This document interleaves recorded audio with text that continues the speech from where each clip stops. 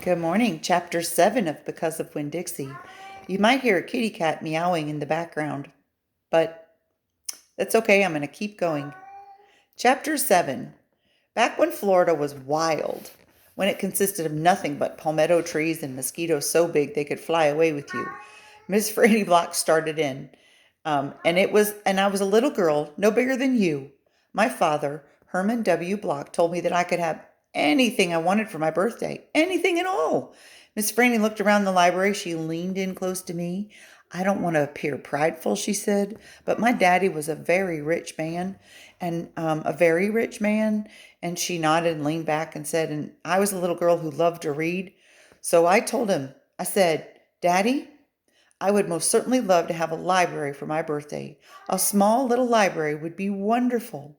You asked for a whole library? A small one, Miss Frady nodded. I want a little house full of nothing but books. And I wanted to share them too. And I got my wish. My father built me this house, the very one we're sitting in now, and at a very young age I became a librarian. Yes, ma'am. What about the bear? I asked. Did I mention that Florida was wild in those days? Miss Franny Block said. Uh-huh, you did. It was wild. There were wild men, wild women, wild animals, like bears. Yes, ma'am, that's right. Now, I have to tell you, I was a little Miss Know-It-All. I was a Miss Smarty Pants with my library full of books. Oh, yes, ma'am. I thought I knew the answers to everything. Well, one hot Thursday, I was sitting in my library with all the doors and windows open and my nose stuck in a book when a shadow crossed the desk. And without looking up, yes, ma'am, without even looking up, I said, Is there a book I can help you find? Well, there was no answer, and I thought it would have been a wild man or a wild woman, scared of all these books and afraid to speak up. But then I became aware of a very peculiar smell.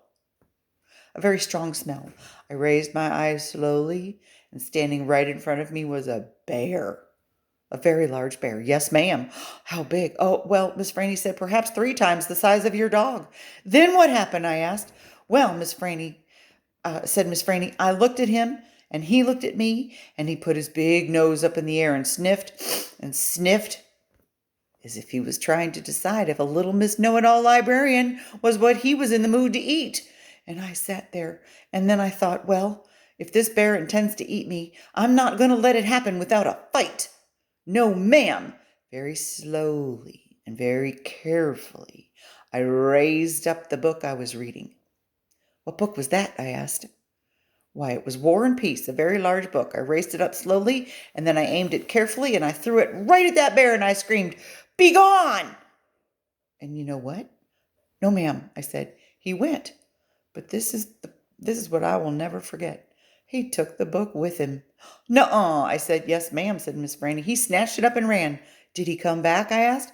No, I never saw him again. Well, the men in town used to tease me about it. They used to say, Oh, Miss Franny, we saw that bear of yours out in the woods today. He was reading that book, and he said it sure was good. It would be all right if he kept it for just another week. Yes, ma'am, they did tease me about it, she said. I imagine I'm the only one left from those days. I imagine I'm the only one who even recalls that bear. All my friends, everyone I know when I was young, they're all dead and gone. She sighed again. She looked sad and old and wrinkled. It was the same way I felt sometimes, being friendless in a new town and not having a mamma to comfort me. I sighed too.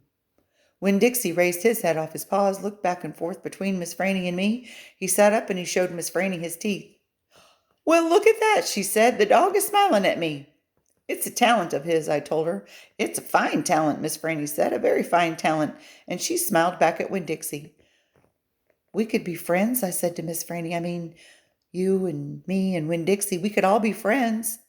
Miss Franny smiled even bigger.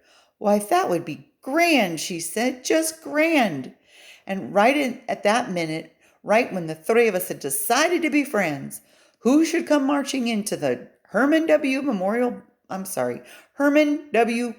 Memorial Library. That's a long name of a library. But old pinch-faced Amanda Wilkinson. She walked right up to Miss Franny's desk and said, I finished Johnny Germain and I enjoyed it very much.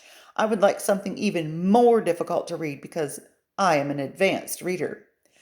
Yes, dear, I know, said Miss Franny, and she got up out of the chair. Amanda pretended like I wasn't even there. She stared right past me. Are dogs allowed in the library? She asked Miss Franny and walked as they walked away. Certain ones, said Miss Franny, a select few. And then she turned around and winked at me, and I smiled back. I had just made my first friend in Naomi, and nobody was going to mess that up for me. Not even old pinch-faced Amanda Wilkinson. Have a great day. That's the end of chapter 7. Take care.